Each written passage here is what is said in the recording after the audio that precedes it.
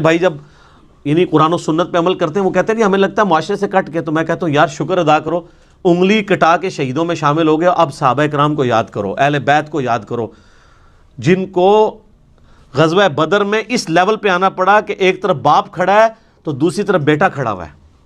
آپ پہ یہ نوبت تو نہیں آئی کہ اللہ نے آپ کو یہ آزمایا ہو کہ آپ مسلمانوں کی طرف سے اپنے باپ کو مارنے کے لیے غزوہ بدر میں اتر آؤ، تو تم تو اس قابل ہی نہیں تھے۔ ویسے تم لاکھ کہتے رہو کہ تیرے ہوتے جنم لیا ہوتا، کچھ بھی نہیں سی ہونا رفا دن، پھر بھی نہیں سی تو شروع کرنا، ٹھیک ہے، تیرے ہوتے جنم لیا ہوتا، لازم کہتے رہو، آپ کوئی فرق نہیں پڑتا۔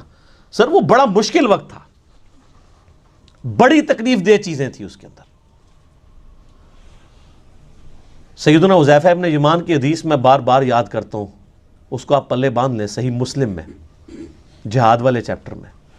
ان کے پاس کچھ لوگ آتے ہیں اور کہتے ہیں حضرت کتنے خوش نصیب ہیں آپ، رسول اللہ کی صحبت کی صلی اللہ علیہ وآلہ وسلم، آپ کی زیارت کی، کاش ہم بھی آپ کا زمانہ پاتے حضور کے ساتھ مل کے جہاد کرتے، ٹھیک ہے، جس طرح آج کل لوگ کہتے ہیں کبھی تیرے تلووں سے لپٹ جاتا، کبھی کچھ کرتا۔ وہ جو حسن نثار صاحب نے پوری ایک نعت لکھی ہوئی ہے، باقی حسن نثار صاحب کا جو کردار ہے وہ آپ سب لوگوں کے سامنے ہے، مجھے اس کو ہائی لائٹ کرنے کی ضرورت نہیں ہے۔ وہ جو نعت لکھ رہے ہیں وہ ان کے اپنے اوپر نظر آ رہی ہے، وہ خود فیصلہ کر لیں۔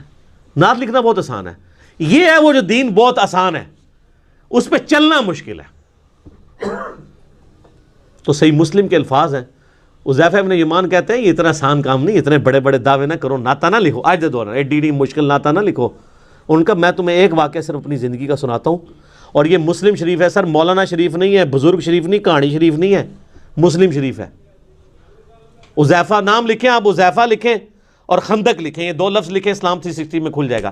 نمبر نہ منگیا کرو، اللہ جو بندے ہو تھوڑا جا آپ بھی کوئی کام کرو۔ 5ویں کلاس کے بچے کو اسلام 360 دے دینا، 5 منٹ بعد میں اس کو کہوں گا وہ حدیث ڈھونڈ دے گا، ایڈے بڑے ٹگے نہیں۔ آپ یونیک لفظ لکھیں، میں بول رہا ہوں حذیفہ ابن یمان غزوہ خندق کا موقع، آپ حذیفہ لکھیں، خندق لکھیں، تو اسلام 360 حافظہ اللہ تعالی آپ کو حدیث کھول دے گا۔ مسلم شریف سلیکٹ کر لیں، مسلم شریف بھی نہ سلیکٹ کریں، حدیث کی کتابیں کریں، وہ خود ہی بتائے گا یہ حدیث کہاں پہ ہے۔ چلو، تو حذیفہ ابن یمان کہتے ہیں رضی اللہ تعالیٰ عنہ، نبی علیہ السلام نے ایک سخت سردیوں کی رات میں، جب کہ آپ کو پتہ ہے غزوہ احزاب کے موقع پہ کتنا مشکل وقت تھا، خندق کھودی ہوئی ہے، اس طرف کافر بیٹھے ہیں، اس طرف مسلمان بیٹھے ہوئے، سخت سردی ہے، بڑا ٹف ماحول ہے۔ نبی علیہ السلام نے کہا کون ہے جو اٹھے اور جا کے کافروں کی جاسوسی کرے اور جنت میں اپنے نبی کا پڑوس حاصل کر لے۔ ہائے ہائے ہائے ہائے، یہ سارے نعتوں والے کہتے ہیں میں ہو جڑا سی کر کے۔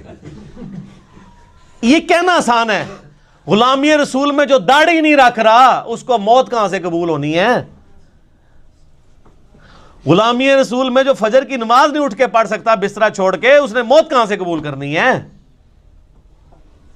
حضرت حذیفہ ابن یمان کہتے ہیں کہ اتنی بڑی بشارت سن کے بھی کوئی ایک صحابی بھی نہیں تھا جو کھڑا ہو، اس لیے کہ سخت سردی کی رات تھی، لوگ چاہتے تھے کسی اور کی ڈیوٹی لگ جائے۔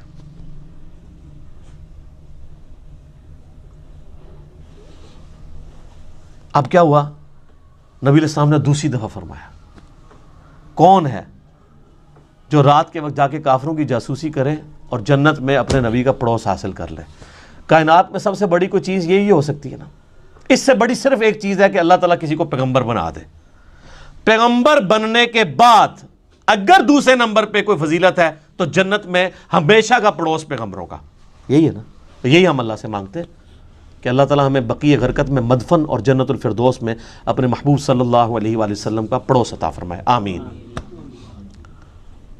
حضرت حذیفہ کہتے ہیں دوسری بار بھی کوئی نہیں کھڑا ہوا، تیسری دفعہ بھی کوئی نہیں کھڑا ہوا، چوتھی دفعہ نبی علیہ السلام فرمایا حذیفہ، آپ کہتے ہیں میں نے دل میں کہا لو جی مارے کے، اب تو جانا ہی پڑے گا، میری ڈیوٹی لگی، کیونکہ اب تو بائی نیم حکم آ گیا نا۔ ان کہ یا رسول اللہ، فرمایا جاؤ، اور ساتھ کہا کہ دیکھنا چھیڑخانی کوئی نہیں کرنی، جتنا کام کا ہے اتنا ہی کرنا ہے۔ کہتا ہے میں اٹھا، اب سوچ رہا تھا سخت سردی ہیں ریگستان کی، باہر جا کے کیا بنے گا میرا۔ کہتے ہیں اللہ کی قسم جب میں اٹھا تو مجھے لگا میں گرم حمام میں داخل ہو گیا ہوں، میرے اوپر کسی نے نا کوئی گرم رضائی اوڑھ دی ہے سخت سردیوں میں، اور کہتے ہیں میں اسی طرح باہر گیا پھرتا رہا، ٹھنڈ ختم ہی ہو گئی، اور کہتے ہیں میں نے دیکھا کافر رات کے وقت بیٹھ کے اپنے وہ جو تیر ہیں ان کی جو نوکیں ہیں ان کو تیز کر رہے ہیں، کوئی برچھیوں کو تیز کر رہا ہے، اور کہتے ہیں میں نے ابو سفیان کو بھی دیکھا اور میں ایک تیر چلاتا اس کا کام تمام کر سکتا تھا رات کے وقت، وہ میرے نشانے پہ تھا، اس کو تو نظر بھی نہیں آ رہا تھا کہ میں اس کے پاس پہنچ چکا ہوں۔ لیکن پھر مجھے نبی علیہ السلام کی نصیحت یاد آئی کہ دیکھیں کوئی کام نواں نہ کھول نہیں ہوتے پنڈورا باکس، تو مجھے حضور کی بات یاد آئی تو میں پھر پیچھے ہو گیا، یعنی میں اس لیول کو کراس نہیں کیا، ایفیشنسی جھاڑنے کی کوشش نہیں کی، حتیٰ کہ میں نے سب کچھ گنا کتنے لوگ ہیں یہ کر کے واپس آیا۔ کہتے ہیں جیسے ہی میں نبی علیہ السلام کی مجلس میں داخل ہوا تو وہ جو گرم حمام والا اثر تھا ختم ہو گیا اور مجھے سخت ٹھنڈ لگنا شروع ہو گئی، تو نبی علیہ السلام نے اپنی مبارک چادر میرے اوپر اڑا دی۔ یہ یعنی معجزہ ظاہر ہوا نبی علیہ السلام کا، یہ صحیح مسلم میں۔ لیکن اس میں سبحان اللہ کے ساتھ بہت چیزیں جو ہے استغفر اللہ اور انا للہ بھی یعنی جڑی ہوئی ہیں۔ وہ جو انور مقصود صاحب نے وہ کالم لکھا ہے نا کہ تبدیلی کا سفر ایاک نعبد و ایاک نستعین سے شروع ہوا، ان اللہ مع الصابرین سے ہوتا ہوا انا للہ و انا الیہ راجعون پہ ختم ہوا۔ تو یہ آپ کا سفر بھی یہ صرف سبحان اللہ تک نہ رہے میرے بھائی، بہت تلخ چیزیں اس کے ساتھ جڑی ہوئی ہیں کہ دعوے کرنا بہت آسان ہے، پریکٹیکلی دین کے اوپر چلنا بہت مشکل کام ہے۔ تو قرآن حکیم سے ہدایت ان لوگوں کے لیے ہے کہ جو قرآن کو فالو کریں گے، صرف مطلب دعوے کر لینے سے کچھ بھی نہیں ہونا۔ تو یہ اس پوائنٹ میں ڈسکس کرنا ضروری تھا۔ باقی پریکٹیکلی اگر آپ نے نبی علیہ السلام کی انقلابی دعوت کو ویڈیو کی شکل میں دیکھنا ہو تو قطر والوں نے 30 اقساط کے اوپر ایک ڈرامہ سیریل بنائی ہے عمر سیریز کے نام سے، جو انگلش میں تو سب ٹائٹل کے ساتھ آ چکی ہے اور اردو میں بھی اب انڈینز نے ڈبنگ کر دی ہے اس کی۔ ہمارے واٹس ایپ گروپ میں رابطہ کریں، چونکہ یوٹیوب کے اوپر وہ کاپی رائٹس کا ایشو ہے، وہ اپلوڈ نہیں ہو سکتی۔ فیس بک کے اوپر ہمارے بھائیوں نے اپلوڈ کی ہوئی ہے، منگوا بھی سکتے ہیں۔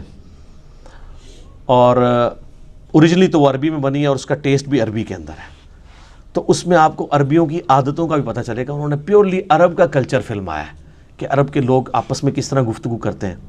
یہاں آپ نے وہ کلچر دیکھنا ہے، پٹھانوں کو دیکھیں، سیم آلموسٹ وہی ریزیمبلنس آپ کو نظر آئے گی۔ وہ آپس میں بات کرتے ہوئے لگتا ہے لڑ رہے ہوتے ہیں، عربی بھی اسی طرح ہی لڑ رہے ہوتے ہیں، گفتگو کر عام نارمل انداز میں بھی۔ پھر بات بات پہ محاورے بڑے سخت قسم کے، وہی ہے تیری ماں مر جائے، تو یہ وہ محاورے جو صحابہ کرام بھی استعمال کر لیتے تھے، اس لیے کہ وہ عرب کلچر کا حصہ تھے۔ یہ جو تارجوی صاحب جن صحابہ اور اہل بیت کا تعارف کرواتے ہیں نا، یہ نبی علیہ السلام کے صحابہ اور اہل بیت اس طرح کے نہیں تھے، یہ ماڈرن اردو لینگویج کے صحابہ اور تابعین اور تبع تابعین بنتے ہیں۔ عرب کا کلچر بالکل ڈیفرنٹ تھا، وہ بڑے ذرا ان کے مزاج میں ریگستانی ماحول کے تھے نا، تو وہ ان کے مزاج میں سختی موجود تھی گفتگو کرنے پہ، تو وہ میٹھی میٹھی باتیں کر کے، تو میرے بھائی رومن اور پرشین امپائر تو نہیں تھی انہوں نے الٹنی نا یہ میٹھی باتوں سے الٹی جاتی ہے۔